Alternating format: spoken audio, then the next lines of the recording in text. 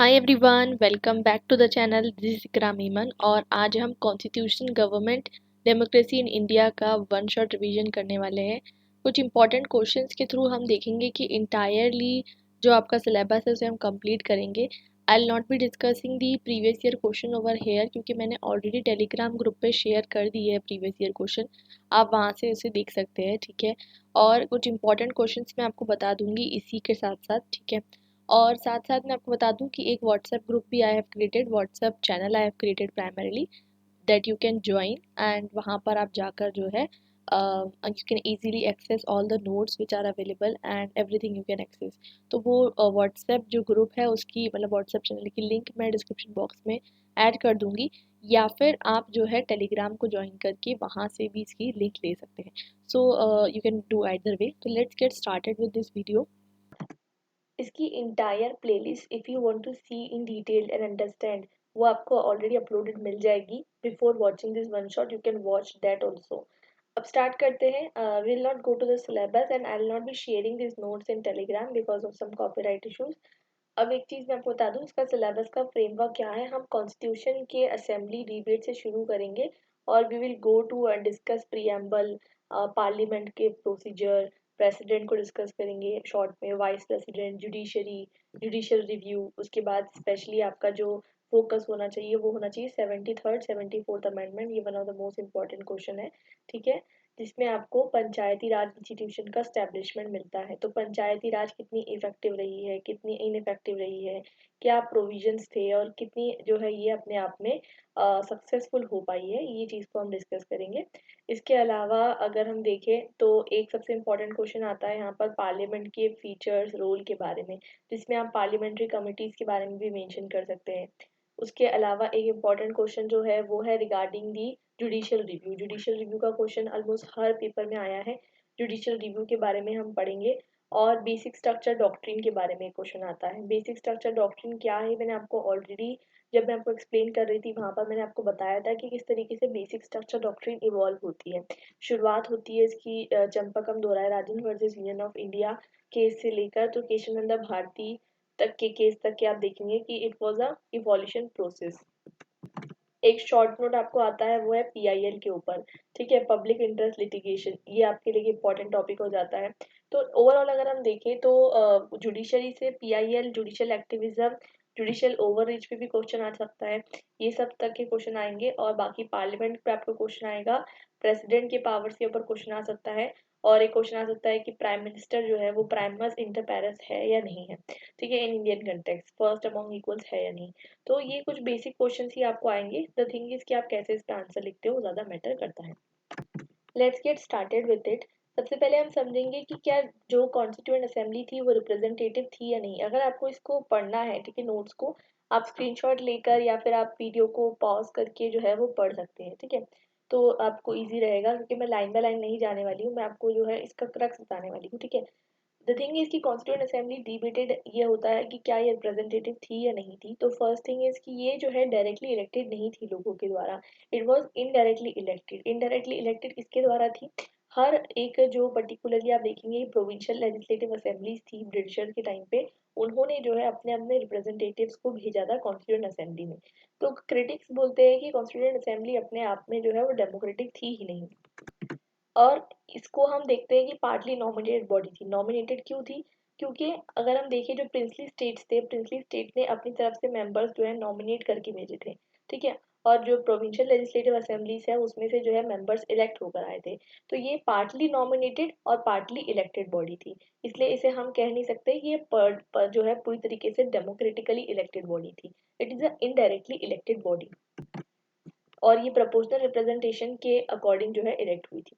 I think ये clear है आपको। तो हमेशा आपको ये डिबेट आ सकता है कि क्या कॉन्स्टिट्यूंट असेंबली एक सही में एक डेमोक्रेटिकली इलेक्टेड बॉडी थी या नहीं। बट आपको यहाँ पर कुछ इसके आपको फेवर में ही देना है चीज़ें, क्योंकि केशवानंद भारती केस में सुप्रीम कोर्ट ने डिक्लेयर किया था कि इंडिया का जो पार्लियामेंट मतलब इंडिया की जो कॉन्स्टिट्यूंट असेंबली थी, उसने जो कॉन्स्टिट्यूशन इंडिया को दिया था, वो कॉन्स्टिट्यूंट असेंबली वो सॉवरिन इन द सेंस कि वो हमारी ही थी, वो डेमोक्रेटिकली इलेक्टेड थी। और भले ही वो जो भी प्रॉब्लम हुआ हो, जैसे कि हमने देखा कि only 15% of Indians could participate, in the election of that particular assembly. लेकिन उसके बावजूद उसमें सारे तरीके की आइडियोलॉजीज के लोग जो है वहाँ पर पहुँच पाए। ठीक है, वहाँ पर हिंदू, मुस्लिम, सिख, ईसाई, means there was a representation of all religion, different caste like SC, ST. ठीक है, उसके बाद विमेन वेर ऑल्सो देयर। उसके बाद आप देखेंगे कि deprived section was also there, सब लोग वहाँ पर मौजूद थे। तो हम ये नहीं कह सकते कि it was a under representative body. सारे आइडियोलॉजी के लोग भी वहाँ पर मौजूद थे, चाहे वो सेंट्रिस्ट हो, राइटिस्ट हो, लेफ्टिस्ट हो। ठीक है, अब बात करते हैं, एक क्रिटिक आता है कि जुडिशियल मतलब जो कॉन्स्टिट्यूएंट असेंबली है वो प्राइमरीली कांग्रेस डोमिनेटेड थी। ये भी एक क्रिटिक हो सकता है, लेकिन कांग्रेस अपने आप में उस टाइम पे जो कांग्रेस थी वो फ्रीडम स्ट्रगल का पार्ट थी, और फ्रीडम स्ट्रगल में मॉडरेट्स, एक्सट्रीमिस्ट, ठीक है, गांधीयंस, सभी लोग जो है मौजूद थे। तो अपने आप में एक अम्ब्रेला ऑर्गेनाइजेशन थी इंडियन नेशनल कांग्रेस। इसलिए ये कहना कि सिर्फ ये एक वन कांग्रेस पार्टी थी या वन कांग्रेस डोमिनेंस था, तो ये सही भी होगा, क्योंकि ग्रैनविल ऑस्टिन भी इसे ऐसे ही कहते हैं। लेकिन वो जो एक पार्टी थी वो एक रिप्रेजेंटेटिव पार्टी थी। अब क्रिटिक करने वाले लोग बहुत क्रिटिक करते हैं, जैसे विंस्टन चर्चिल बोलते हैं कि इट वाज असेंबली ऑफ ब्राह्मण, और सब लोग इसे अलग अलग तरीके से बोलते हैं। ठीक है, उसके बाद ये भी कहा जाता है कि कॉन्स्टिट्यूशन को तो 100 से ज्यादा बार अमेंड कर दिया गया है, 100 साल के कम, मतलब अभी 100 साल भी नहीं हुए, और 100 से ज्यादा बार इसको जो है अमेंड कर दिया गया है। इसके बहुत सारे कारण हो सकते हैं। देखिए, अमेंड करना अपने आप में ये नहीं होता है कि कॉन्स्टिट्यूशन अच्छा नहीं है। बात यह है कि कॉन्स्टिट्यूशन में जैसे जैसे सोसाइटी में चेंज आते हैं वैसे हम जो है कॉन्स्टिट्यूशन में चेंज करते हैं। और अगर हम यूएस से कंपेयर करें तो यूएस का कॉन्स्टिट्यूशन अभी तक 27 टाइम्स अमेंड हुआ है सिर्फ। तो हम उससे कंपेयर करें, ये सही तरीका नहीं होगा, ये एथनोसेंट्रिज्म हो जाएगा। अब बहुत सारे रिसर्चर्स ने मतलब बहुत सारे कॉन्स्टिट्यूशनलिस्ट ने, लीगलिस्ट ने इंडिया के कॉन्स्टिट्यूशन पर रिसर्च किया। उसमें से ग्रैनविल ऑस्टिन एक है जिन्होंने अपनी book Indian constitution the corner stone of nation में बताया कि किस तरीके से इंडियन कॉन्स्टिट्यूशन की लेजिटिमेसी किस तरीके से बरकरार है, और उन्होंने जो है कॉन्स्टिट्यूशन को कॉर्नर स्टोर कहा है नेशन का। और ये एक रीज़न दिया है कि इंडिया का जो डेमोक्रेसी है वो सर्वाइव हो रहा है, ये because of the because of what, because of that particular constitution. और उससे वो ये भी कहते हैं कि वन पार्टी असेंबली थी, बट वो ये भी कहते हैं कि वन पार्टी असेंबली थी और वन पार्टी स्टेट था, मतलब Congress was India and India was Congress. ऐसा कहने के पीछे मकसद ये है कि ये समझना कि Congress was a ideological coalition at that time. It was not a particular ideology जिसको वो रिप्रेजेंट कर रही थी, it was representing the entire India. It had members from Hindu Sabha, इसमें बहुत सारे डिफरेंट डिफरेंट ग्रुप्स के मेंबर्स थे जो आपको देखने को मिलते हैं।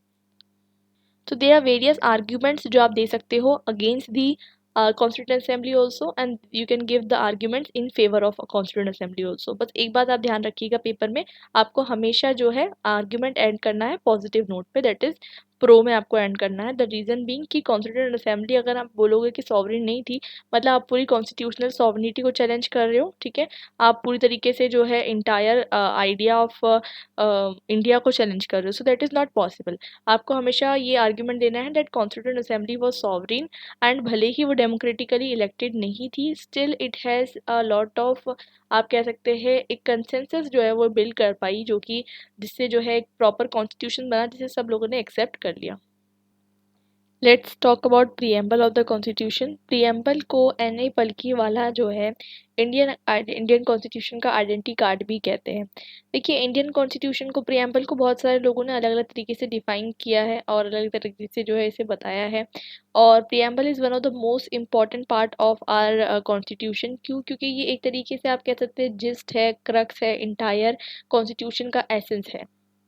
अब आफ्टर इंडिपेंडेंस कुछ और क्वेश्चंस थे, कुछ क्वेश्चंस थे जैसे कि क्या एक पर्टिकुलर जो प्रियम्बल है क्या ये कॉन्स्टिट्यूशन का पार्ट है या नहीं। बेरुबारी केस में सुप्रीम कोर्ट कहती है कि preamble is not a part of Indian constitution. ठीक है, जैसे कि यूएस में क्या होता है कि preamble is not a part of Indian constitution, उसी को देखते सुप्रीम कोर्ट ने अनाउंस किया कि नहीं, it is not a part of Indian constitution. बाद में जाके सुप्रीम कोर्ट ने अपना जो अर्लियर स्टेटमेंट है उसको चेंज किया केशवानंदा भारती केस में, और कहा कि मतलब preamble is a part of constitution. और क्योंकि ये पूरा एक साथ अडॉप्ट किया गया था, इसलिए it is a part of constitution. अब क्वेश्चन आता है कि क्या इसको अमेंड किया जा सकता है। इसे अमेंड किया जा सकता है, लेकिन ये जो है बेसिक स्ट्रक्चर को मेंटेन करके आप इसे अमेंड कर सकते हो।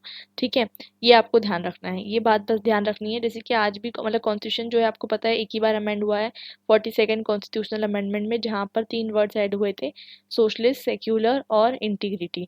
तो ये 3 वर्ड ऐड होने के बाद जो है अभी तक ये अमेंड नहीं हुआ है। द ओनली थिंग इज कि अमेंड हो सकता है, लेकिन इसका बेसिक स्ट्रक्चर जो है वो इंटैक्ट रहना चाहिए। एक क्वेश्चन ये आता है कि क्या प्रियम्बल को आपको इंटरप्रिटेशन में यूज़ करना चाहिए। तो AK गोपालन वर्सेस यूनियन ऑफ इंडिया 1950 के केस में सुप्रीम कोर्ट ने ये कहा कि नहीं, आपको प्रियम्बल को इंटरप्रेट करने की कोई भी ज़रूरत नहीं है। ठीक है, आपको जो है इट कैन बी यूज जब कोई तरीके का क्लैरिटी नहीं हो, लेकिन आपको कोई ज़रूरत नहीं है इसको यूज़ करने की। बेरूबारी केस में फिर वापस जो है उन्होंने कहा कि ये तभी यूज़ होगा जब, अगर समझ लीजिए आपको दो कोई वर्ड समझ नहीं आ रहे हैं या आप इंटरप्रेट नहीं कर पा रहे हो, उसी के टाइम पे जो है ये प्रियम्बल जो है यूज़ होने वाला है। और क्योंकि प्रियम्बल अपने आप में जस्टिसेबल नहीं है, इसलिए इसको यूज़ नहीं करना है। बट उसके बाद आप देखेंगे कि केशवानंद भारती केस में प्रियम्बल को एक इंटीग्रल पार्ट बताया गया और बोला गया कि इसे जो प्रियम्बल को आपको ध्यान में रखते हुए कॉन्स्टिट्यूशन को इंटरप्रेट करना चाहिए in the light of grand and noble vision. Preamble के बारे में डिफरेंट लोग डिफरेंट बातें कहते हैं। KM मुंशी इसे हॉरोस्कोप ऑफ इंडियन कॉन्स्टिट्यूशन बताते हैं। ठीक है, horoscope of Indian sovereign democratic Republic बताते हैं।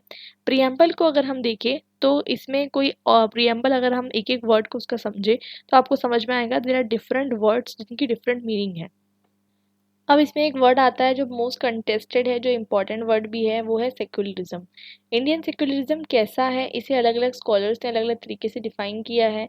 इंडियन सेक्युलरिज्म, आपको ये तो पता है कि वेस्टर्न सेक्युलरिज्म से बहुत हटके है। मतलब ये है कि अपने आप में ये एक स्यू जनरस है, it is a unique model. ठीक है, वेस्टर्न मॉडल से बहुत ज़्यादा हटकर इसलिए है, हमारा जो वेस्ट सेक्युलरिज्म का आइडिया है, हमारा सेक्युलरिज्म का आइडिया है पॉजिटिव आइडिया। ठीक है, मतलब स्टेट जो है रिलीजन में इंटरफेयर नहीं करेगा, बट स्टेट अपने आप में रिलीजन को डिनाई भी नहीं करेगा। मतलब अगर कोई रिलीजियस कंसिडरेशन है तो उसको सुनने का काम भी जो है मतलब स्टेट का बनता है। So that is the idea जो हमारे इंडियन कॉन्स्टिट्यूशन में इम्बाइब्ड है। और राजीव भार्गव जो है इसे बताते हैं प्रिंसिपल डिस्टेंस का आइडिया। एक बहुत ही अच्छा उन्होंने वर्ड दिया है, प्रिंसिपल डिस्टेंस। मतलब हम इक्वी डिस्टेंस नहीं रखते हर रिलीजन से। देखिए होता क्या है कि कभी कभी कोई रिलीजन में आप देखेंगे, जैसे कि पोस्ट इंडिपेंडेंस आपको क्या है, अनटचेबिलिटी का बैन हुआ। ठीक है, उसके बाद आप देखेंगे पहले भी इंडिपेंडेंस के पहले विडो रीमैरिज एक्ट आया। ठीक है, उसके बाद हिंदू कोड बिल आया। उसके बाद आप देखेंगे कि रिगार्डिंग दी चाइल्ड मैरिज के रिगार्डिंग एक्ट आया। ठीक है, तो उसके बाद आप देखेंगे सती प्रथा को बैन करने के लिए एक्ट आया। So there are various act तो जो कि रिलीजन में इंटरफेयर करते हैं। ठीक है, तो रिलीजन की प्रैक्टिसेस में इंटरफेयर जब भी करने की ज़रूरत पड़े वो की जाएगी। ठीक है, there is no strict separation, लेकिन इसके साथ साथ ये भी ध्यान रखा जाएगा कि रिलीजन फंडामेंटल्स को जो है चैलेंज नहीं किया जा रहा है। तो जैसे कि मैंने अभी आपको बताया, प्रिंसिपल डिस्टेंस का जो आइडिया राजीव भार्गव देते हैं।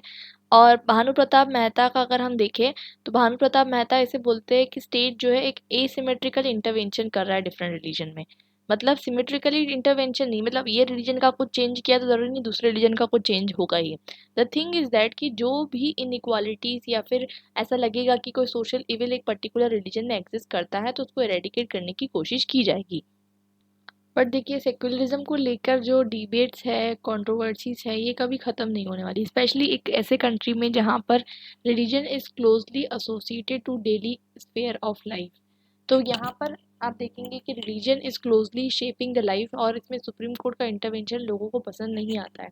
जैसे कि सुप्रीम कोर्ट ने एक इसेंशियल प्रैक्टिस डॉक्ट्रिन जो है अपनाई है। ये कहा है कि समझ लीजिए तांडव नृत्य एक हिंदुज़्म का एसेंशियल प्रैक्टिस नहीं है। तो इस वजह से उन्होंने कहा कि इसको बैन कर सकते हैं। मतलब जो इसेंशियल प्रैक्टिस है वो प्रीस्ट नहीं बताएगा, वो जुडिशरी बताएगी। तो इसका कहने का मतलब ये है कि लोगों को अपने रिलीजन की इसेंशियल प्रैक्टिस क्या है वो लोग अपने आप में डिसाइड नहीं करेंगे, वो जुडिशरी डिसाइड करेगा। तो ये तो जो है मतलब पॉसिबल नहीं है, तो लोगों को पसंद नहीं। जैसे कि फॉर एग्जांपल क्रिश्चियन मिशनरीज को रेस्ट्रिक्ट कर दिया गया कि आप जो है कन्वर्जन नहीं कर सकते, बट ये तो फ्रीडम ऑफ प्रोपोगेशन के अगेंस्ट हो गया। ठीक है, वैसे ही आर्टिकल 25(2) के अंदर स्टेट को ये राइट मिला हुआ है अंडर कॉन्स्टिट्यूशन कि वो हिंदू रिलीजियस कस्टम में इंटरवेन कर सकती है रिफॉर्म के पर्पज़ के लिए। तो इससे जो है प्रॉब्लम ये क्रिएट होती है कि भाई आप किसी के रिलीजन में घुस के कैसे रिफॉर्म कर सकते हो। तो ये एक तरीके से मतलब there are various controversies regarding this particular provisions of secularism. फिर एक आर्टिकल यूसीसी का आ जाता है। यूसीसी भी एक कंटेंशियस इशू है। अगर आप बात करते हैं कि एक सिविल कोड होना चाहिए, तो how you are going to accommodate the diversity you are having, different religion group के, डिफरेंट आइडियोलॉजीज के, डिफरेंट रिलीजन कस्टम्स के, आप कैसे जो है एक यूनिफॉर्म सिविल कोड में जो है आप उसको कैटर करने वाले हैं। इसी के बारे में डिफरेंट लोगों का डिफरेंट एक अजम्पशन रहता है। टीएन मदान कहते हैं कि साउथ एशिया अपने आप में एक मल्टी रिलीजियस सोसाइटी है, और रिलीजन कोई एक ऐसी चीज़ नहीं है कि आपने घर का नाइट ड्रेस हो कि आपने घर पे पहना, बाहर जाकर आपने चेंज कर लिया। इट मीन्स दैट कि पब्लिक स्फेयर में अलग और प्राइवेट स्फेयर में अलग। इट मीन्स दैट कि विदाउट रिलीजन एक इंडिविजुअल अपनी पब्लिक स्फेयर में एग्जिस्ट नहीं कर सकता, specially as far as South Asia is concern. तो इसलिए ये कहना कि आप प्राइवेट स्फेयर में रिलीजन को कन्फाइन करके रखो, ये चीज़ पॉसिबल नहीं है इंडिया के कंटेक्स्ट में। इसी के चलते डीई स्मिथ कहते हैं minorities are natural custodians of secular state. एक बहुत ही प्यारी बात वो कहते हैं कि अगर आप देखेंगे कि इंडियन सेक्युलरिज्म को मेंटेन करने के लिए जो एक इम्पॉर्टेंट कस्टोडियन है वो माइनॉरिटीज़ है, क्योंकि जब तक माइनॉरिटीज़ अपनी राइट को प्रोटेक्ट करते रहेंगे, जब तक सेक्युलरिज्म जो है वो प्रोटेक्टेड रहेगा। प्रिएम्बल में ऑलरेडी आपको डिटेल में समझा चुकी हूँ, ऑलरेडी वीडियो अपलोड हो चुका है, वहाँ पर आप चेकआउट कर सकते हैं। It is very simple and आप कह सकते हैं शॉर्ट, बट आइडिया इज़ कि आपको एक क्वेश्चन आ सकता है प्रिएम्बल के रिगार्डिंग, और वो आप अटेम्प्ट कर लोगे easily. Sovereign, socialist, secular, democratic, republic, हर एक वर्ड को आपको एक्सप्लेन करना है इंडियन कंटेक्स्ट में किस तरीके से एप्लीकेबल है, इसका मीनिंग क्या है, और इसके ऊपर डिफरेंट पर्सनस के व्यू क्या है, ये आपको जो है यहाँ पर नोट डाउन करने हैं। बात करते हैं फेडरलिज्म की। फेडरलिज्म का मतलब होता है कॉन्ट्रैक्ट। एक वर्ड आता है लैटिन वर्ड फीडस, उससे जो है इसका मतलब डिराइव होता है। इसका मतलब होता है फीडस, और ये गवर्नमेंट बाय कॉन्ट्रैक्ट कहलाती है। यूएसए फर्स्ट फेडरेशन कहलाती है, इसे कमिंग टुगेदर फेडरेशन कहते हैं। इंडिया एक होल्डिंग टुगेदर फेडरेशन है। प्राइमरीली फेडरेशन क्या होता है? देखिए, फेडरेशन मतलब जब एक के अगर आप देखेंगे कि डिवीजन ऑफ पावर है, जैसे कि मैं आपको यहाँ पर बता दूं, अगर समझ लीजिए एक लोअर गवर्नमेंट है तो एक हायर गवर्नमेंट है, एक डिवीजन ऑफ पावर है कि भाई आप क्या काम करोगे, मैं क्या काम करूंगी। जो सब अगर हम देखें तो जो फेडरल गवर्नमेंट है, ये सब्सिडियरिटी प्रिंसिपल पे बेस होती है। What is subsidiarity principle? Subsidiarity principle ये कहता है कि जो चीज़ एक लेवल पे करी जा सकती है, उसको हायर लेवल पे नहीं करना चाहिए। तो ये प्रिंसिपल पे जो है इंटायर जो है फेडरलिज्म का आइडिया जो है वो बेस्ड है। अब एक चीज़ और है कि इंडिया के कंटेक्स्ट में, जैसे मैंने आपको ट्राइंगल के थ्रू बताया कि इंडिया के कंटेक्स्ट में सेंट्रल गवर्नमेंट और स्टेट गवर्नमेंट, यानी कि अगर आपको इसमें एक दिखे तो एक हायरकी आपको दिख रही होगी, लेकिन फेडरलिज्म का जो एक्चुअल मतलब होता है ट्रू, अगर हम फेडरल देखें दैट इज यूएस के कंटेक्स्ट में, तो सेंट्रल गवर्नमेंट के अंदर स्टेट गवर्नमेंट नहीं रहेगी। ये डुअल सेट ऑफ गवर्नेंस है, मतलब हर इंडिविजुअल जो है वो एक जो है दो सेट ऑफ गवर्नेंस में रहने वाला है, एक सेंटर और एक स्टेट। दोनों के बीच में हायरकी नहीं है, बल्कि एक बैलेंस है, हॉरिजॉन्टल बैलेंस, ना कि वर्टिकल हायर की है। तो ये आपको देखने को मिलता है, लेकिन इंडिया के कंटेक्स्ट में आपको दिखेगा कि हमेशा से जो टिल्ट रहा है वो सेंटर की तरफ रहा है, कॉन्स्टिट्यूशनली भी रहा है और प्रैक्टिस में भी रहा है। तो इसको जो है हम समझेंगे कि कैसे जो है इंडिया के अंदर जो सेंटर की तरफ टिल्ट है, ये किस तरीके से प्रॉब्लम क्रिएट करता है एट ऑफन। ठीक है, और इसके क्या फैक्टर्स है रिस्पॉन्सिबल, ये भी हम डिस्कस करेंगे।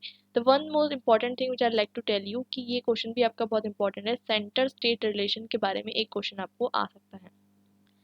इंडियन फेडरलिज्म को कोऑपरेटिव फेडरलिज्म भी कहते हैं, क्योंकि कोऑपरेटिव फेडरलिज्म कहने का पीछे मकसद क्या है? कोऑपरेटिव फेडरलिज्म इसलिए हम कहते हैं कि इंडिया में दोनों जो डिपार्टमेंट है, अगर हम देखें स्टेट एंड सेंटर, दोनों जो है अपने आप में एक तरीके से इंटरडिपेंडेंट है, ना कि इंडिपेंडेंट है। ठीक है, दोनों आपस में एक दूसरे पे डिपेंडेंट है। इसलिए जो है ग्रैनविल ऑस्टिन इसे क्या कहते हैं? कोऑपरेटिव फेडरलिज्म कहते हैं। अलग अलग लोग इसे अलग अलग चीज़ें कहते हैं। मॉरिस जॉन्स इसे कहते हैं बार्गेनिंग फेडरलिज्म। उसी के अलावा अगर आप देखेंगे केसी वियरे इसे कहते हैं कॉजी फेडरल। ठीक है, तो डिफरेंट स्कॉलर्स का डिफरेंट डिफरेंट मानना है कि इंडिया जो है किस तरीके की फेडरलिज्म है। इंडिया को फेडरल बनाने के पीछे बहुत सारे कारण थे। क्यों कारण थे? देखिए, अगर इंडिया एक बहुत ज़्यादा लार्ज कंट्री थी, ज्योग्राफिकल, रिलीजियस, कल्चरल डाइवर्सिटी होने की वजह से यहाँ पर हमें एडमिनिस्ट्रेटिव इनकन्वीनियंस होता, इस वजह से हमने एक फेडरल कंट्री को डिज़ाइन किया।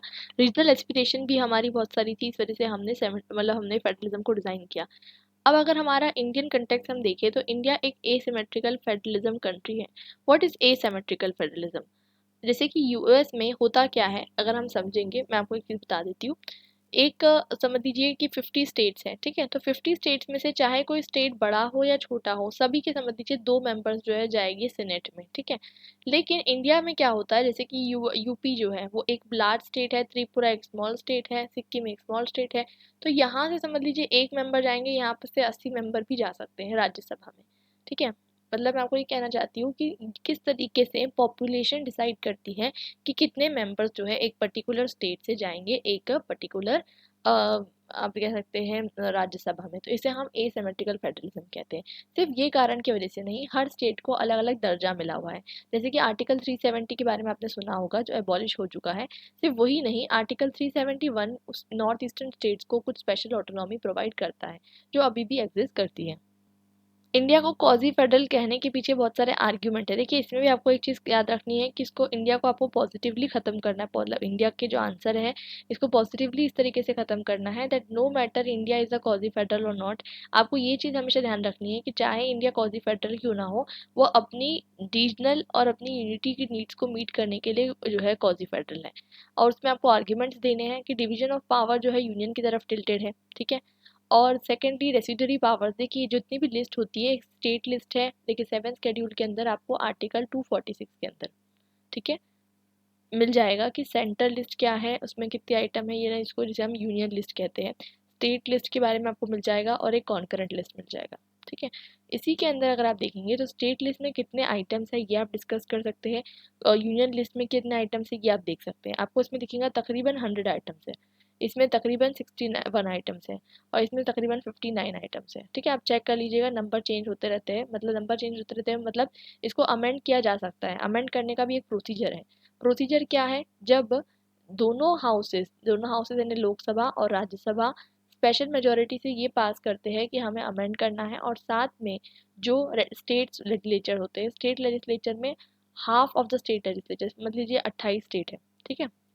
28 स्टेट में से जो 14 स्टेट अगर ये पास कर दे कि हमें कॉन्स्टिट्यूशन इसको अमेंड करना है half of the state legislature, तो तब जाके ये जो है अमेंड हो जाता है। बात करते हैं इसके बारे में कि और कौन से फीचर्स है जो हमारी कंट्री में यूनिटरी है। यूनिटरी की बात करें, यूनिटरी मतलब जो हमारी कंट्री को, फेडरल से अपोजिट क्या होता है, यूनिटरी होता है। जैसे कि अगर आप ब्रिटेन देखें, ठीक है, तो यूनिटरी फीचर्स हमारे कॉन्स्टिट्यूशन में क्या क्या है। एक इमरजेंसी पावर सबसे ज़्यादा कंटेस्टेड इशू रहा है सेंटर और स्टेट के बीच में। इमरजेंसी पावर आर्टिकल 352, आर्टिकल 356 और आर्टिकल 360, तीनों आर्टिकल्स में जो है इमरजेंसी पावर्स लगाई जा सकती है। अब ये तीनों पावर्स अलग अलग होती है, इसको भी समझना है। आर्टिकल 356 जो है, जब कोई स्टेट में, स्टेट समझ रहे हैं आप, जैसे कि मध्य प्रदेश है या झारखंड है, छत्तीसगढ़ है, इसमें कोई भी तरह से अगर कॉन्स्टिट्यूशनल मशीनरी फेल होती है, मतलब वहाँ की गवर्नमेंट अगर कॉन्स्टिट्यूशन के अकॉर्डिंग काम नहीं कर रही है, और गवर्नर को ऐसा लगता है कि यहाँ पर मतलब जो है इमरजेंसी लगानी चाहिए, तो ये गवर्नर जो है ये जो है रिकमेंडेशन देगा प्रेसिडेंट को, और वहाँ से जो है फिर इमरजेंसी इम्पोज हो जाएगी। सिमिलरली आर्टिकल 352 जो है वो नेशनल इमरजेंसी का अकाउंट है। नेशनल इमरजेंसी आपको पता है एक बार 1975 से 1977 के बीच में लगाई गई थी। इससे पहले भी हमारे पास ये इमरजेंसी लगाई गई है, लेकिन हमें पता नहीं चला, बिकॉज देखिए जब इंडो चाइना वार हुआ था तब भी जो है इमरजेंसी का यूज़ किया गया था। आर्टिकल 360 के बेसिस पे फाइनेंशियल इमरजेंसी लगाई जाती है, जो अभी तक हमारी कंट्री में कभी भी यूज़ नहीं हुई है, और उम्मीद करते हैं कि यूज़ करने की ज़रूरत भी ना पड़े, क्योंकि ये तब लगाई जाती है जब बहुत ज़्यादा फाइनेंशियल क्राइसिस जो है कंट्री में आ जाते हैं, ठीक है।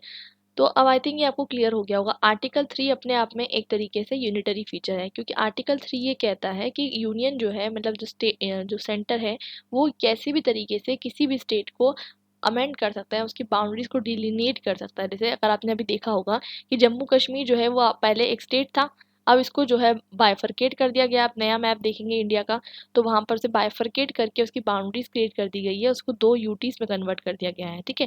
पहली बार ऐसा हुआ है कि पहली बार ऐसा हुआ है कि स्टेट को जो है यूटी में कन्वर्ट कर दिया गया है। तो ये आर्टिकल 3 के ही जो है बेसिस पे किया गया है। ऑल इंडिया सर्विस अपने आप में एक तरीके से सेंट्रल फीचर है। इंटीग्रेटेड जुडिशरी एक सेंट्रल फीचर है, और गवर्नर जो है वो यूनियन अपॉइंट करता है, ये भी एक जो है सेंट्रल फीचर है। हमारे इंडिया में सिंगल सिटीजनशिप मिलती है, अनलाइक यूएस जहाँ पर डुअल सिटीजनशिप का कॉन्सेप्ट है। फाइनेंस कमीशन का जो पावर है जो कि रेगुलेट होता है विद इन यूनियन, ये भी अपने आप में एक डिबेटेड इशू है। चीफ इलेक्शन कमिश्नर और सीएजी, इनके जो मतलब इलेक्शन का जो प्रोसेस होता है अगर आप देखेंगे तो इसमें प्रेसिडेंट इन्वॉल्व होता है। प्रेसिडेंट इन्वॉल्व होता है और वही काउंसिल ऑफ मिनिस्टर से जो है इनकी प्रेसिडेंट इन्वॉल्व होता है और काउंसिल ऑफ मिनिस्टर्स जो होते हैं इसको गाइड करते हैं in the election process. But KC Wheare को जो है क्रिटिसाइज किया जाता है, कहा जाता है कि इनकी अप्रोच बड़ी एथनोसेंट्रिक है। और ग्रेनविल ऑस्टिन भी कहते हैं कि इंडिया का मतलब कॉन्स्टिट्यूशन है वो डिफरेंट है बाकी सबसे। और अलेक्सेंड्रोविच जो है वो इंडियन कॉन्स्टिट्यूशन को स्यू जनरस कहते हैं। स्यू जनरस क्या होता है? स्यू जनरस मतलब यूनिक, ठीक है, स्यू जनरस। तो वो कहते हैं कि Indian constitution is sui generis in the context, कि इसका जो एक मतलब अलग कंटेक्स्ट में इसको फ्रेम किया गया है जो बाकी कंटेक्स्ट से अलग है।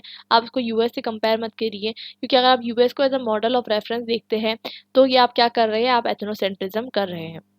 फेडरलिज्म बहुत सारी चीज़ों पे डिपेंड करता है। जब आपको एक चीज़ पता होनी चाहिए कि अगर कॉलिशन पॉलिटिक्स होती है मतलब मल्टीपल पार्टी रूल होता है सेंटर पे, तो फेडरलिज्म जो है वो मजबूत हो जाता है। क्यों? क्योंकि सेंटर को अपने आप को रन करने के लिए रीजनल पार्टीज का सपोर्ट लगता है, कोई नेशनल पार्टी इमर्जेंट नहीं होती, तो फेडरलिज्म अपने आप में स्ट्रॉन्गर होगा। लेकिन जब सेंटर पे अगर आप देखेंगे कि अगर एक सिंगल पार्टी का डोमिनेंस है, चाहे वो कांग्रेस सिस्टम हो चाहे वो बीजेपी सिस्टम हो, अगर सिंगल पार्टी का डोमिनेंस है तो आपको देखिएगा कि फेडरलिज्म जो है वो कम हो रहा है। ये आपको एविडेंट देखने को मिलेगा 1967 के बाद से। मतलब 1967 के बाद से आपको देखने को मिलेगा, जब तक कांग्रेस की हेजेमनी थी, ठीक है, 1989 तक के, तब तक आपको देखने को मिलेगा कि फेडरलिज्म वीक हो चुका था। 1989 के बाद से जैसे कॉलिशन पॉलिटिक्स स्टार्ट हुई तो फेडरलिज्म जो है फिर से स्ट्रांग हो जाता है। तो फेडरलिज्म एक डायनेमिक कॉन्सेप्ट है, इसी को जो है एक्सप्लेन करते हैं एमपी सिंह भी। फेडरलिज्म जो है इंडिया का एक बेसिक फीचर है कॉन्स्टिट्यूशन का, और SR Bommai versus union of India के केस में ये बताया गया था। अब हम समझेंगे कि यूनियन और स्टेट के लेजिस्लेटिव रिलेशंस कैसे होते हैं, और इनिशियली जो कॉन्स्टिट्यूशन में किस तरीके की चीज़ें जो है प्रिस्क्राइब की गई थी कि आपको किस तरीके से पावर का डिस्ट्रीब्यूशन करना है। मैं आपको पहले बता चुकी थी जैसे कि पहले ओरिजिनली 97 लिस्ट में थे, आज अभी जो है 101। अभी देखिए चेक कर लीजिएगा, आप चेंज भी हो सकते हैं। स्टेट लिस्ट में पहले 66 थे, अब 61 है। कॉन्करेंट में पहले 52 या 47 देख लीजिएगा आप, ठीक है। रेसिडरी पावर जो है वो यूनियन के पास है। मतलब अभी अगर कोई ऐसा लिस्ट है जिसमें समझ लीजिए एग्रीकल्चर है, ठीक है, एग्रीकल्चर स्टेट लिस्ट में, अभी आज के टाइम पे एक नया कोई ऐसा पावर आ जाएगा, पावर इन द सेंस कि ऐसा कोई सब्जेक्ट आ जाएगा जिसके बारे में अभी तक की चीज़ें ऐड नहीं की है, जैसे अभी जीनोम सिक्वेंसिंग, या फिर आ जाएगी बायोटेक्नोलॉजी, ठीक है। या पहले उस टाइम पे तो नहीं था कॉन्स्टिट्यूशन फ्रेम करने के टाइम पे, तो अब ये अगर आ जाएगा और इसकी जो पावर है ये यूनियन के पास रहेगी। तो ये रेसिडरी पावर इंडिया में किसके पास होती है? यूनियन के पास होती है। यही चीज़ रेसिडरी पावर यूएस में जो है वो फेडरल स्टेट्स के पास होती है। So we can easily see कि यहाँ पर एक लेजिस्लेटिव आपको देखने को मिलता है, टिल्टेशन देखने को मिलता है सेंटर की तरफ। वैसे ही आर्टिकल 249 के तहत अगर हम देखें, मैंने आपको पहले ही बताया, अच्छा, आर्टिकल 249 जो है अगर राज्यसभा 2/3 मेजोरिटी से ये पास करती है कि it is important national interest में कि फेडरल लॉ बनाया जाए, तब उस पर जो है लॉ बनाया जा सकता है, ठीक है। वैसे ही आर्टिकल 252, दो या दो से ज़्यादा स्टेट्स जब है एक रिजोल्यूशन पास करेंगे कि हमें जो है मतलब हमारे लिए एक लॉ बनाया जाए, तो जो है यूनियन इस पर लॉ बना सकती है। आर्टिकल 253 में जब लॉ बना सकती है जब कोई इंटरनेशनल ट्रीटी या एग्रीमेंट को इसे इम्प्लीमेंट करना हो। वैसे ही आर्टिकल 201 अपने आप में एक कंटेंशन है, क्योंकि गवर्नर जो है, जैसे कि आपको पता होगा कि स्टेट लेवल पे गवर्नर होता है जो कि एग्जीक्यूटिव हेड कहलाता है, ठीक है। अब वैसे ही सेंट्रल लेवल पे एक प्रेसिडेंट होता है, लेकिन प्रेसिडेंट की पावर देखा जाए तो गवर्नर से कम है। कैसे? क्योंकि गवर्नर की डिस्क्रिशनरी पावर बहुत ज़्यादा कंटेस्टेड है।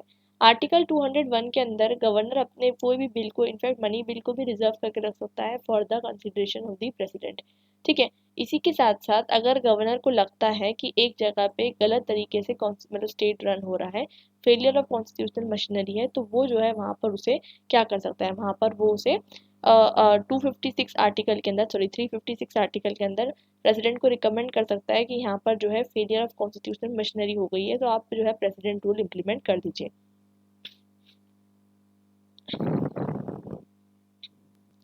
अब इस पे बहुत सारे कमीशन बिठाए गए, पुंची कमीशन, सरकारिया कमीशन, कि सेंट्रल स्टेट में जो प्रॉब्लम हो रही है इसको एनालाइज किया जाए।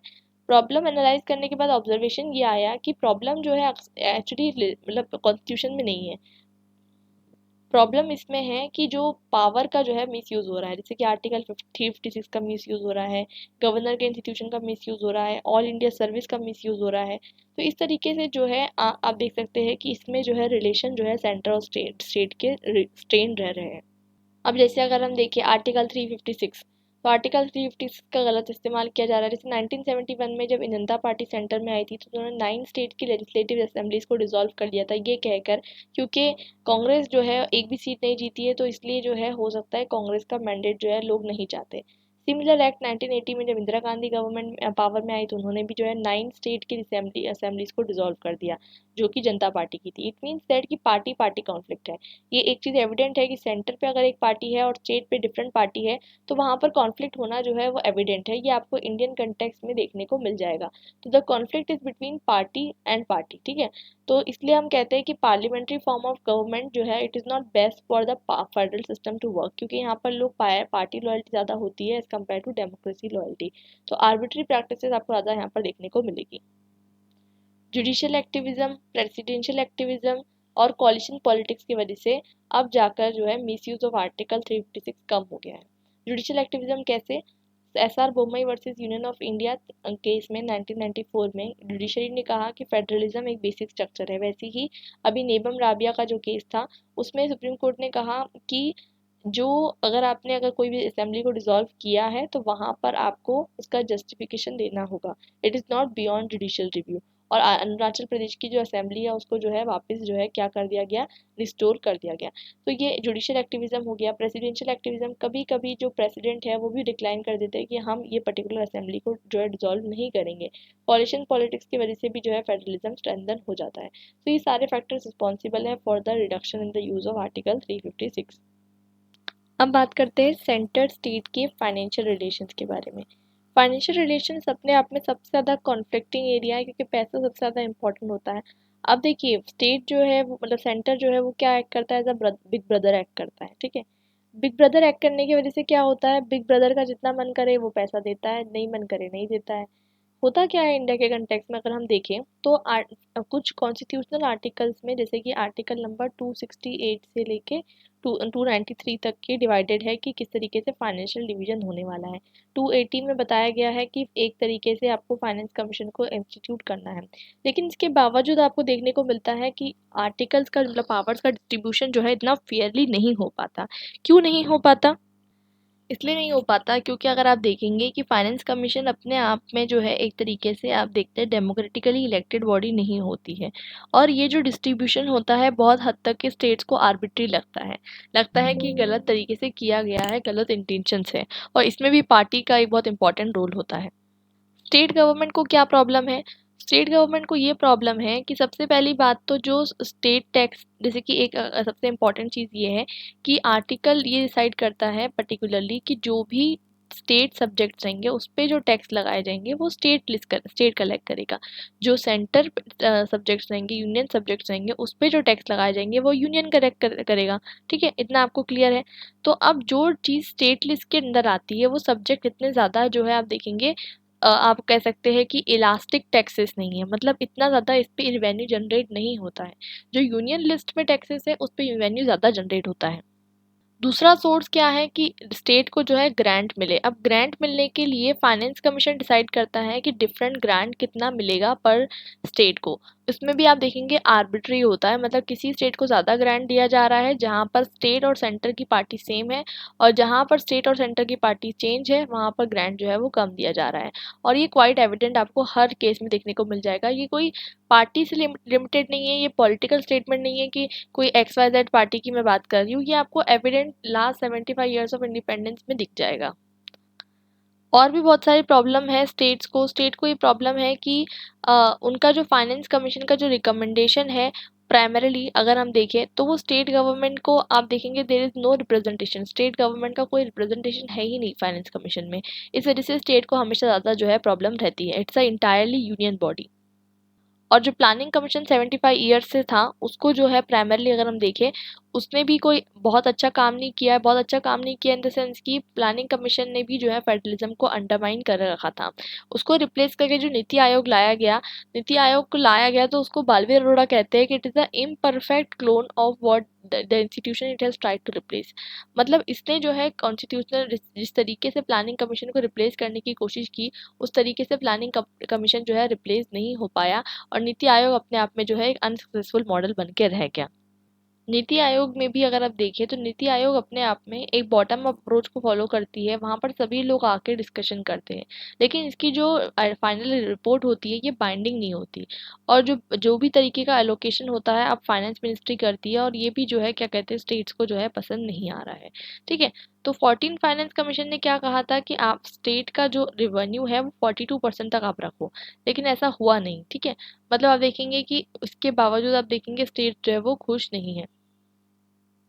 अब स्टेट क्या चाहते हैं कि सरचार्ज में भी हमें चार्ज मिले। सरचार्ज क्या होता है, जैसे कि अगर एक टैक्स रहेगा, ठीक है, और इस पे एक सरचार्ज रहेगा, तो उस टैक्स पे जो है स्टेट को शेयर मिल रहा है, सरचार्ज पे नहीं मिल रहा, तो गवर्नमेंट क्या करती है, गवर्नमेंट जो है सरचार्ज बढ़ा दे रही है, टैक्स उतना ही रख रही है। ठीक है, गवर्नमेंट से मेरा कहने का मतलब क्या है, सेंटर की बात कर रही हूँ।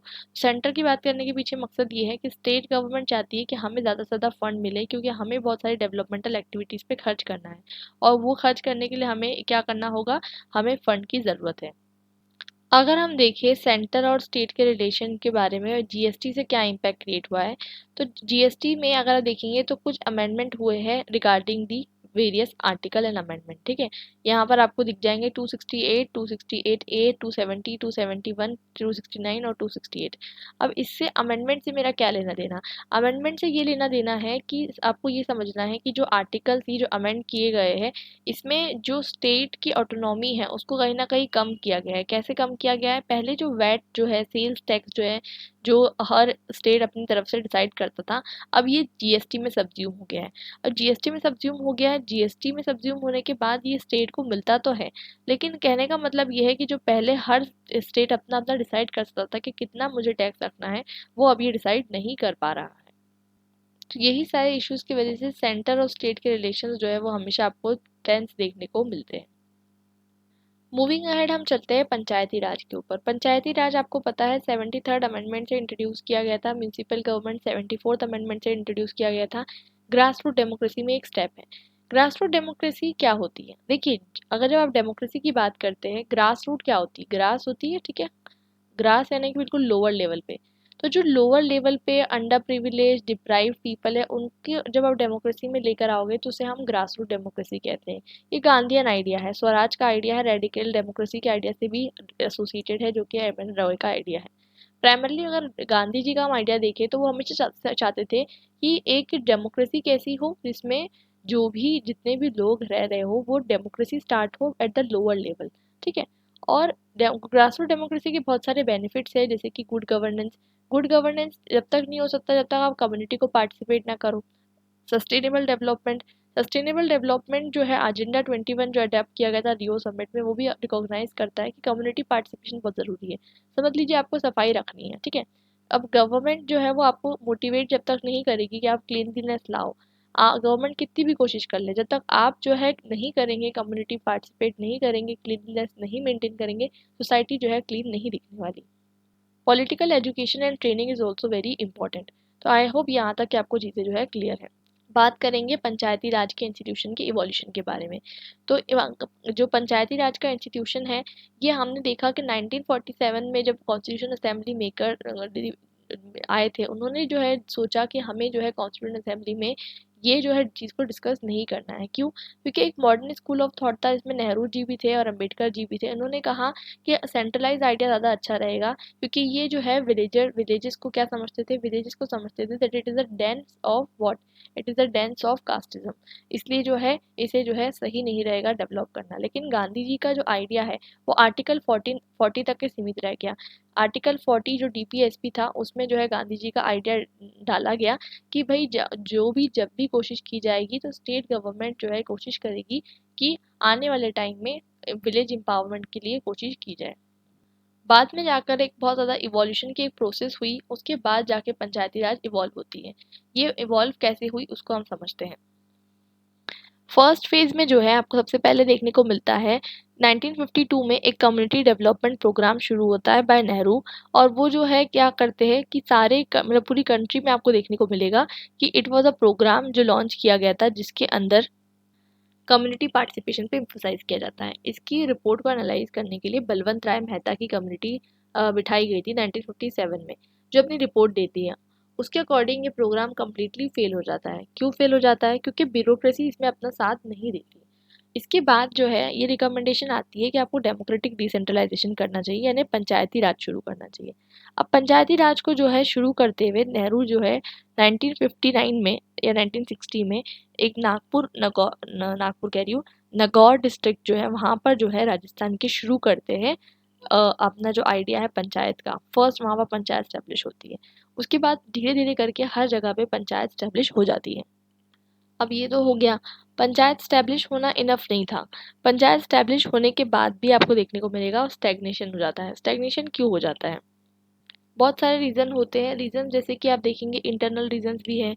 इंटरनल रीजंस ये है कि वहाँ पर आप देखेंगे कि एक तो कास्टिज्म का प्रॉब्लम शुरू हो गया, एक पॉलिटिसाइजेशन शुरू हो गया पंचायती राज का। और साथ साथ जो है बहुत सारे अगर आप देखेंगे जो स्टेट्स हैं, स्टेट्स अपनी पावर्स को डिवॉल्व करने के लिए तैयार नहीं थे। इसलिए फेमसली कहा जाता है कि जो पंचायती राज है इनके अंदर तीन चीज़ों की कमी थी। एक था फंड्स, एक है फंक्शनरीज और एक है फंक्शंस। ठीक है, तीनों चीज़ की जो है इसको कमी थी, इस वजह से जो है ये फेल होती है कम्प्लीटली। इसी फेलियर को मतलब क्रिटिकल एनालाइज करने के लिए बाद में जाकर अशोक मेहता कमेटी बिठाई जाती है। अशोक मेहता कमेटी ये कहती है कि जो पंचायत फेल हुई है उसका पीछे मेन कारण है कॉन्स्पिरेटर्स। अब ये कॉन्स्पिरेटर्स कौन है? पहला कॉन्स्पिरेटर एक तो ब्यूरोक्रेट्स है, दूसरे कॉन्स्पिरेटर यूनियन स्टेट गवर्नमेंट है। स्टेट गवर्नमेंट इसलिए है क्योंकि स्टेट गवर्नमेंट पावर को जो है कहीं ना कहीं डिवॉल्व करना ही नहीं चाहती थी टूवर्ड्स दी ग्राम पंचायत। बहुत सारे रीजंस होते हैं इसके फेलियर के। एक तो यहाँ पर इलेक्शन प्रॉपरली नहीं कंडक्ट किया जाता है, फ्री एंड फेयर इलेक्शन नहीं हो रहे थे, कोई लैंड रिफॉर्म नहीं था। अब धीरे धीरे जो है डिफरेंट कमिटीज बिठाई गई 1980s में। एलन सिंघवी कमेटी बिठाई गई। एलन सिंघवी कमेटी ने कहा कि हमें जो है पंचायत को एक कॉन्स्टिट्यूशनल स्टेटस दे देना चाहिए। और इसी के चलते 64th कॉन्स्टिट्यूशनल अमेंडमेंट बिल जो है राजीव गांधी ने इंट्रोड्यूस किया था। और एक बहुत रिवॉल्यूशनरी बिल था, लेकिन ये पास नहीं हो पाया राज्यसभा में। बाद में जाकर यही चीज़ 73rd अमेंडमेंट में नरसिम्हा राव गवर्नमेंट में जो है पास हो जाती है। अब ये पंचायत को कॉन्स्टिट्यूशनल स्टेटस तो मिल गया, लेकिन कॉन्स्टिट्यूशनल स्टेटस मिलने के बाद भी प्रॉब्लम नहीं सॉल्व हुई, बल्कि प्रॉब्लम और बढ़ गई। अभी जो रिसेंटली मणिशंकर अय्यर कमेटी जो 2012 में अपनी रिपोर्ट देती है, वो कहती है कि बैड पंचायती राज इंस्टीट्यूशंस जो है are worse than no panchayati raj institution. मतलब अच्छा होता कि अगर पंचायती राज इंस्टीट्यूशन ना ही होते। क्यों? क्योंकि पंचायती राज इंस्टीट्यूशन अपने आप में बहुत ज़्यादा करप्ट इंस्टीट्यूशंस हो चुके हैं। और साथ साथ यहाँ पर बहुत सारी जो है ऐसी एक्टिविटी स्टार्ट हो चुकी है जो हमने एक्सपेक्ट नहीं की थी। देखिए एक्सेप्शंस एग्जिस्ट करते हैं, और डिफरेंट स्टेट्स में, डिफरेंट डिस्ट्रिक्ट्स में, डिफरेंट पंचायत में विमेन का बहुत इंपॉर्टेंट रोल रहा है, क्योंकि विमेन को 33% रिजर्वेशन दिया गया था। तो विमेन ने एक बहुत इंपॉर्टेंट रोल निभाया है। साथ साथ SC ST का एम्पावरमेंट भी हुआ है, बिकॉज उनको भी रिजर्वेशन इसमें दिया गया था। लेकिन स्टेट का मानना ये भी है, मतलब रिपोर्ट के अकॉर्डिंग ये भी है कि करप्शन भी डिवॉल्व हो चुका है। मतलब सरपंच और ब्यूरोक्रेट्स के बीच में एक तरीके से अनहोली नेक्सस जो है वो डेवलप हो चुका है। तो I hope you are able to understand कि जो पंचायती राज इंस्टीट्यूशन है किस तरीके से अपने आप में फेलियर है, और इसलिए इसको एक हाफ बेक केक कहा जाता है। और भी बहुत सारे रीज़न है, जैसे कि इस एक्ट के अकॉर्डिंग आपको एक इंडिपेंडेंट इलेक्शन कमीशन इंस्टीट्यूट करना था, जिसे हम स्टेट इलेक्शन कमीशन कहते हैं। बट स्टेट इलेक्शन कमीशन अपने आप में एक ऑटोनॉमस बॉडी उतनी नहीं है जितनी इलेक्शन कमीशन ऑफ इंडिया है। इलेक्शन कमीशन ऑफ इंडिया के बारे में भी कभी कभी हमारे मन में या फिर कभी कभी आपको कंट्रोवर्सी देखने को मिल जाती है। तो स्टेट इलेक्शन कमीशन जो है अपने आप में कंट्रोवर्शियल बॉडी बनकर रह गई है, क्योंकि वहाँ पर जो है इलेक्शन फ्री एंड फेयर जो है नहीं हो पा रहे हैं। कहीं कहीं पर आपको इसकी स्ट्रेंथ देखने को मिलेगी, जैसे कि पंचायत केरला की गवर्नमेंट ने पंचायत ऑम्बड्समैन जो है इंट्रोड्यूस किए हैं, और ये बाकी स्टेट्स में भी इंट्रोड्यूस हुआ है। लेकिन दूसरे अगर आप देखेंगे इन वाइट वाइट फ्रेम अगर आप देखेंगे तो बहुत सारी जगह पे जो है ये अप्रोच जो है अडॉप्ट नहीं की गई, जिसकी वजह से मतलब ट्रांसपेरेंसी जो है वो डिक्लाइन हुई है। ऐसी ही बहुत सारी प्रॉब्लम हमें देखने को मिलती है। इसके अलावा म्यूनसिपैलिटी जो है, जिसमें 74th अमेंडमेंट में जो अर्बन लोकल गवर्नेंस का मॉडल इंट्रोड्यूस किया गया था, इसमें भी प्रॉब्लम्स की कमी नहीं है। इसमें खुद और प्रॉब्लम है, जैसे 3 टायर सिस्टम जो है इंट्रोड्यूस किया गया था local government at village level, यहाँ पर 1 टायर लेवल इंट्रोड्यूस किया गया है। लेकिन अर्बन एरियाज़ का भी जो प्रॉब्लम है वो अभी तक सॉल्व नहीं हो पाया। बहुत सारी प्रॉब्लम जैसे कि बेसिक कम्युनिटीज़ का ना होना, स्लम्स का growth in crime, lack of proper solid waste management system, ये सारी प्रॉब्लम्स जो है आपको देखने को मिलती है। 74th अमेंडमेंट भी अपने आप में जो है हाफ हार्टेड जो है एक्सपेरिमेंट है। क्यों? क्योंकि अपने आप में ये इतनी ज़्यादा पावर जो है स्टेट गवर्नमेंट मतलब अर्बन लोकल बॉडीज़ को नहीं देता। अगेन ये स्टेट के ऊपर छोड़ दिया गया था कि आपको कितनी पावर्स जो है इनको डिवॉल्व करनी है। इसलिए ऐसा भी कहा जाता है कि 74th अमेंडमेंट ने जो है एक स्केलेटन तो क्रिएट कर दिया था, लेकिन ब्लड और फ्लैश जो है वो प्रोवाइड करना था स्टेट को, जो स्टेट ने प्रोवाइड नहीं किया। बात करते हैं विमेन के बारे में, तो विमेन के जो रिजर्वेशन प्रोवाइड किया गया था एट लोकल लेवल, ये अपने आप में बहुत रिवॉल्यूशनरी था और बहुत सारी विमेन जो है आगे आई। अब इसके बारे में दो व्यूज़ है। कुछ स्कॉलर्स कहते हैं कि एक पति राज का सिस्टम या पंचायत पति या पति प्रधान का सिस्टम जो है स्टार्ट हो गया, जिसमें विमेन जो है सिर्फ प्रॉक्सी कैंडिडेट बन के रह गई थी। ठीक है, और वो अपना इंडिपेंडेंट डिसीजन नहीं ले पाती थी, उनको पति पर डिपेंड रहना पड़ता था। दूसरा ओपिनियन ये कहता है कि नहीं, ये बिल्कुल गलत है।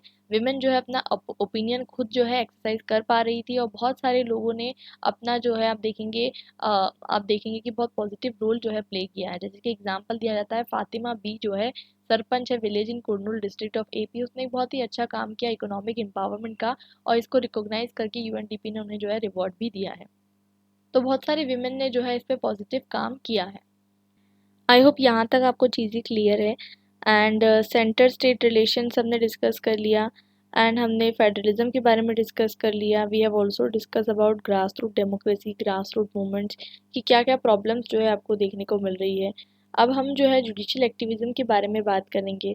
जुडिशियल एक्टिविज़म और जो हमारा प्राइमरीली जो पार्लियामेंट, लेजिस्लेचर, एग्जीक्यूटिव है, ये चीज़ें ऐसी है जो आपने ऑलरेडी जो है पढ़ी होगी इस बचपन में भी।